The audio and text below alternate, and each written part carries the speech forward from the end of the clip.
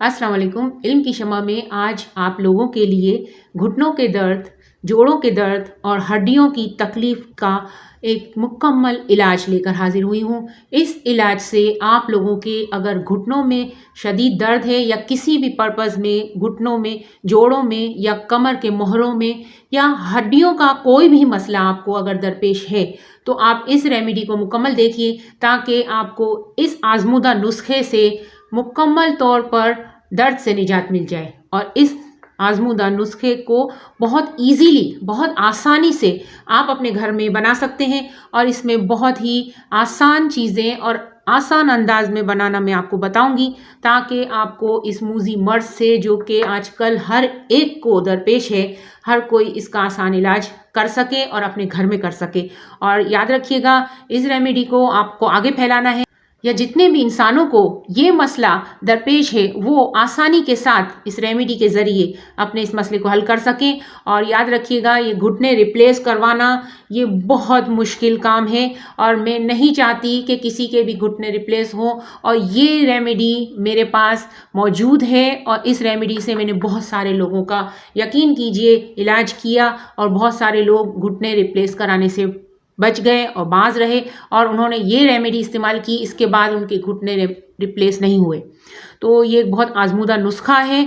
याद रखिएगा, हड्डियों का कोई भी दर्द, चाहे वो किसी भी वजह से हो रहा हो, हड्डियों का कोई भी दर्द हो, वो इस रेमेडी से वो भी ख़त्म हो जाता है। यानी कि all purpose of bone pen, और चाहे वो घुटने का हो, चाहे घुटने का जेल ख़त्म हो गया हो, चाहे घुटने की जो बोन होती है, जो बॉल होती है, जिसको रिप्लेस करके वो लोग जो हैं उसको रिप्लेस करके डॉक्टर्स जो हैं वो स्टील की बॉल लगा देते हैं। तो ये सिर्फ इसलिए होता है कि एक कार्टिलेज जो होता है, दो बोन के दरमियान एक कार्टिलेज होता है, वो डैमेज हो चुका होता है। एक झिल्ली होती है, कुदरती एक चिकनाहट समझ लीजिए, वो जब डैमेज हो जाती है तो फिर उसको आर्टिफिशियल तौर पर चेंज किया जाता है, तो इसलिए वो बॉल भी लगाई जाती है। तो याद रखिएगा, वो जो आर्टिफिशियल जेल या झिल्ली या जो कुछ भी वो लोग लगाते हैं वो इतनी ज़्यादा कामयाब नहीं है। किसी किसी का तो सही हो गया है, लेकिन हर कोई इससे इत्तेफाक नहीं करता कि उनका कामयाब हुआ है। अच्छा, रेमेडी सुन लीजिए, ये है गोंद बबूल। गोंद बबूल आपको लेना है 1 पाव गोंद बबूल। इसको मैं आपको करीब से भी दिखाऊंगी। 1 पाव गोंद बबूल और 1 छटांग गोंद कतीरा। गोंद कतीरा तो आप लोगों को पता होगा, ये देखें, गोंद कतीरा इस शेप में आता है, मैं आपको करीब से भी दिखाऊंगी। ठीक है, ये इस डंडियों की शक्ल में भी आता है। और जो गोंद बबूल है वो लाइक अ डायमंड्स, बिल्कुल डायमंड की तरह होता है, चमकदार। और इसके बड़े जो होते हैं वो बड़े दाने भी होते हैं, लेकिन ये मैंने थोड़ा बारीक दाना लिया है। तो आपकी मर्ज़ी, आप बड़े दाने भी ले सकते हैं, बारीक दाने भी ले सकते हैं। 1 पाव, याद रखिएगा, क्वांटिटी मत भूलिएगा। 1 पाव गोंद बबूल और 1 छटांग गोंद कतीरा, जिसे हमारी ज़बान में, मेमन ज़बान में कड़ाया गूंद भी कहते हैं। ठीक है, तो ये आपको ले लेना है। और फिर आपको चाहिए होगा देसी घी। देसी घी आपको बहुत ज़्यादा मिकदार में नहीं लेना, आपको समझे इतना लेना है कि ये गोंद जो है वो इसके अंदर पक जाए, यानी इसको हमें फुलाना है। अब फुलाने के लिए थोड़ी मिकदार में, समझे आधा पाव जितना अगर देसी घी होगा तो बहुत हो जाएगा। या अगर आप ज़्यादा मिकदार में लेना चाहते हैं तो कोई मसला नहीं है, हमें तो इसको फुला कर फिर उस घी में से निकाल लेना है। जैसे ये फूल जाए, आप इसे घी में से निथार कर अलग कर लें और इसे किसी प्लेट में फैला दें। इस तरह से फैलाना है कि ये ठंडा हो जाए, बस इसको ठंडा करना है हमें। इस कंडीशन में जब ये होगा तो ये नहीं पीस सकेगा, हमें इसको पीसना मकसूद है। इसको अगर हम पीसेंगे तो ये नहीं पीसेगा, बहुत तंग करेगा। तो हमें असली घी की क्वालिटी भी चाहिए इसमें, और साथ ही साथ हमें इसका सफ़ूफ बना लेना है, जो कि ये देखिए, ये बना हुआ मेरे पास पड़ा हुआ है। ये मैंने पिछले साल बनाया था और ये जो मैं लेकर आई हूँ ये मैं अब बनाऊँगी। बनाना बहुत आसान है। थोड़ा सा असली घी ले लिया आपने, आधा पाव जितना, उसके अंदर आपने कढ़ाई के अंदर ये दोनों गोंद डालकर इसे आपने हल्की आंच पर इस तरह से इसको सोते करना है कि ये फूल जाए। अगर आपको नहीं आता तो आप पूछ लीजिएगा, मैं आपको दूसरी वीडियो में बता दूंगी। फिलहाल में इतनी वीडियो लंबी हो जाएगी, इस वजह से मैं आपको सिर्फ ये तरीका बता रही हूँ। और ये बहुत आसान है, कोई मुश्किल काम नहीं है। इसे आपको फुला लेना है। जैसे ही आप देखेंगे इसका रंग थोड़ा चेंज हो गया और इसकी साइज़ थोड़ी बड़ी हो गई, जिस साइज़ में ये था इससे बड़ा हो गया, तो जैसे ही ये बड़ा हो जाए आपको उतार लेना है। आपको बहुत ज़्यादा इसको डार्क नहीं करना, बहुत ज़्यादा इसको पकाने की ज़रूरत नहीं है। जब ये फूल जाए उसे उतार कर घी अलग करके इसे निथार कर इसे जो है वो किसी प्लेट में फैला देना है।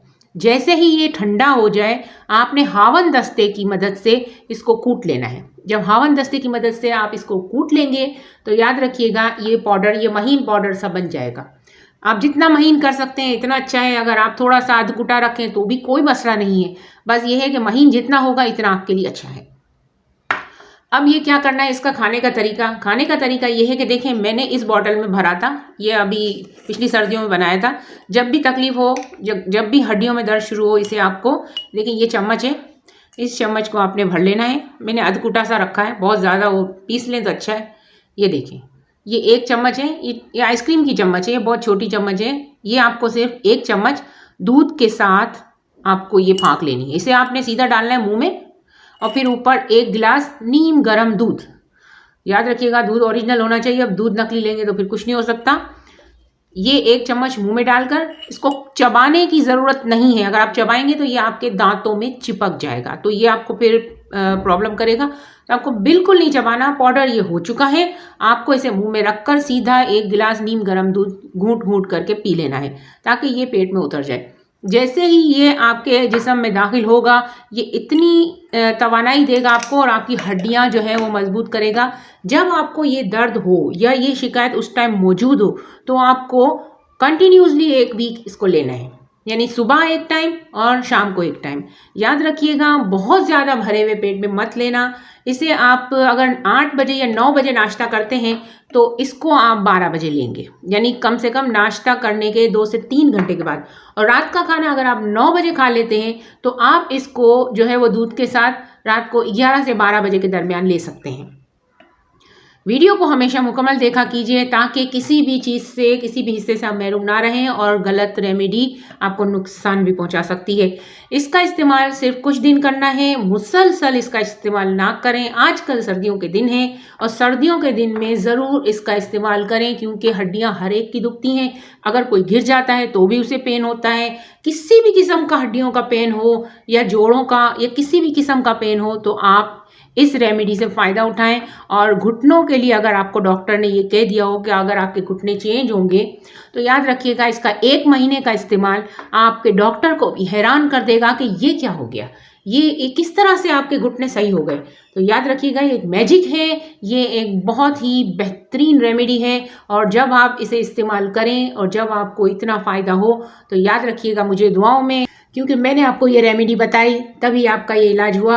और अगर आपके किसी जानने वाले या किसी रिश्तेदार या किसी दोस्त या किसी अहबाब को ये तकलीफ़ हो तो इस रेमेडी को ज़रूर शेयर कीजिए अपने हर प्लेटफॉर्म पे, व्हाट्सएप, फेसबुक और इंस्टाग्राम भी प्लेटफॉर्म पर जहां आप विज़िट करते हो वहां इस रेमेडी को ज़रूर शेयर कीजिए और सदका जारिया में शामिल हो जाइए हमारे साथ ताकि आपको भी इसका अजर मिलता रहे। बहुत बहुत शुक्रिया वीडियो देखने का। अल्लाह निगहबान।